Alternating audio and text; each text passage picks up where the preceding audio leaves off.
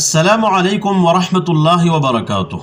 ملګرو د الله نه امید دی چې تاسو به روغ جوړی د صحت په جامه به الله مروغ جوړ خاد او باد لره. ملګرو مونږ او تاسو الله تعالی د خپل بندګۍ د پاره پیدا کړیو، بلکې انسانان او پیریان ټول الله د خپل بندګۍ د پاره پیدا کړي. لکه په آیت د سورۃ ذاریات کې 28 پاره کې 56 نمبر آیت کې راځي وما خلقت الجن والانس الا ليعبدون.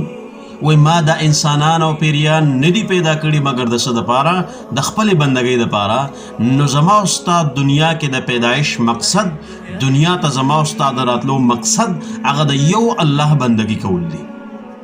او بیا دغه بندګۍ دپاره الله تعالی مونږ له یو لوی موسم را کړی دی چې په هغې کې مونږ ته لوی فرصت دی د بندګۍ، او مونږ ته په هغې کې د بندګۍ کولو ډېر لوی غنیمت دی. لکه هغه موسم د څه دی؟ دا اوس چې کوم موسم شروع دی د ژمي، دا څه دی؟ دا د مؤمن مسلمان دپاره بهار دی. بهار دا د مؤمن مسلمان دپاره د عبادت او د مزدورۍ وخت دی، د مزدورۍ موسم دی. راځئ چې زه تاسو ته نن د دې وخت او د دې موسم او د دې ژمي فضایل د احادیثو او د آثارو د صحابو رضی الله عنهم په رڼا کې چې کوم دی نو بیان کوم. لومبنی حدیث د ابو سعید خدری رضی الله عنه کې راځي، وی رسول الله صلی الله علیه و آله وسلم فرمایلی دی الشتاء ربیع المؤمن قصر نهاره فصام. وی ژمی دا د مؤمن دپاره بهار دی، دا د مؤمن دپاره بهار دی. بهار قصر نهاره فصام، ورځې لنډی نو دی روژه نیسي. وطال لیله فقام، او شپې اوږده ده خوب یې په هغې کې پوره شي نو فقام دی په هغې کې الله ته ولاړ دی، دی د الله بندګي کوي، تهجد کوي، نفل کوي. دا حدیث ابو یعلا رحمه الله په خپل مسند کې ذکر کړی په کتاب الصیام کې. باب دی باب ما ورد فی صوم الشتاء، او د حدیث نمبر دی 8456. او علامه حثمی رحمه الله په مجمع الزوائد و منبع الفوائد کې دا حدیث راوړی دی په نمبر د 5217 باندې. او بیا یې د لاندې ویلي رواه احمد و ابو یعلا و اسناده حسن. دا حدیث امام احمد او امام ابو یعلا رحمهم الله راوړی، او د حدیث ته دواړو دا حدیث د دې حدیث سند حسن سند دی، معنی صحیح سند والا دی. دویم حدیث په روایت عامر بن مسعود کې راځي رضی الله عنه، وی نبی علیه الصلاة والسلام فرمایلی دی وی الغنیمة الباردة الصوم فی الشتاء. وی یخ غنیمت هغه څه دی؟ الصوم فی الشتاء، هغه په ژمي کې روژې نیول دي. نو ژمی دا د روژو او دا د نفلو او تهجدو چې کوم دی نو څه دی؟ موسم دی. دا حدیث امام ترمذی رحمه الله په خپل سنن کې ذکر کړی په ابواب الصوم کې، او باب دی باب ما جاء فی الصوم فی الشتاء، او د حدیث نمبر دی 797 نمبر. او دی حدیث دا امام البانی رحمه الله صحیح حدیث ویل. او په اثر د ابو هریره رضی الله عنه کې راځي، انس رضی الله عنه فرمایي وی ابو هریره رضی الله عنه فرمایلی دی وی الا ادلکم علی الغنیمة البارده.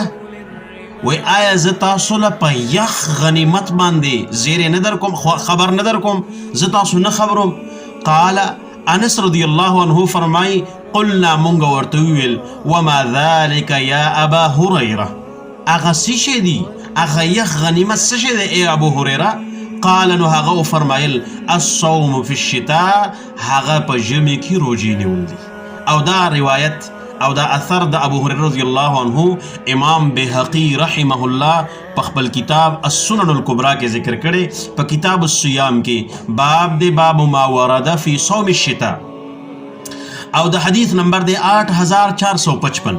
او دا حدیث د دې لاندې بیا ویلي هذا موقوف، یعنی دا حدیث موقوف دی په صحابي باندې، دا د ابو هریره رضی الله عنه خبره ده. بل اثر د عمر بن الخطاب رضی الله عنه کې راځي، ابو عثمان النهدی فرمایي وی عمر بن الخطاب رضی الله عنه فرمایلی دی الشتاء غنیمة العابدین. وی ژمې دا د عبادت ګزارو او دا د زاهدینو چې کوم دی غنیمت دی.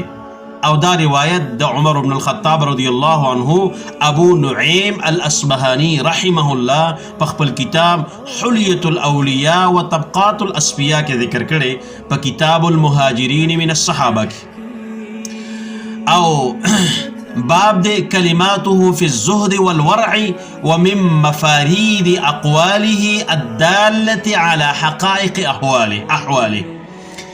او صفحه دا جلد نمبر 1 50 نمبر صفحه. او بیا محمد عمرو عبداللطیف په خپل کتاب تبییض الصحیفه باصول الاحادیث الضعیفه کې دا حدیث ذکر کړي او ورته لاندې ویلي دي اسناده صحیح. او دا کتاب د تبییض الصحیفه صفحه او جلد نمبر 1 84 نمبر صفحه. بل تابعی دی عبید بن عمیر رحمه الله فرمائی وی کان یقال اذا جاء الشتاء وی کله به چې ژمی راغی نو صحابه به یو بل ته ویل، د صحابه په دور کې به یو بل ته دا خبره کېدله یا اهل القرآن طال اللیل لصلاتکم، وی ای قرآن والو تاسو باندې شپې څه شولې اوږدې شولې لصلاتکم د پاره د مانځه ستاسو، معنی د شپې به څه کوئ؟ د شپې به نفلونه او تهجد کوئ. وقصر النهار لصیامکم او ورځ لنډه شوله د پاره د روژو ستاسو. فاغتنمو نو دا ژمې د ورځې لنډېدل او د شپې اوږدېدل دا غنیمت وګڼئ.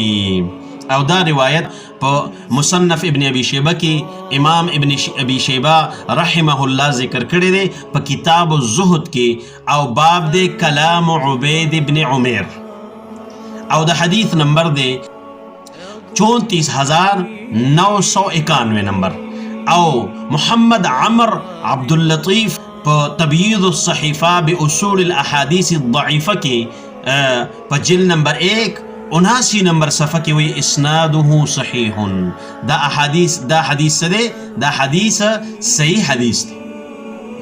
او امام قتاده رحمه الله فرمایي و ان الملائکه تفرح بالشتاء للمؤمن، و ملائک د مؤمن مسلمان د پاره په ژمي خوشحالیږي چې په هغه باندې ژمي نو خوشحالیږي په ولی و یقصر النهار فیصومه، ورځې لنډی نو فیصومه دی پکې روجي نیسي، و یطول اللیل فیقومه شپې چې کوم دی نو اوږدی نو دی په هغې کې الله ته ولاړې په خوب باندې مړ شوی را پاسېدلی او الله ته ولاړې تهجد کوي او نفل کوي.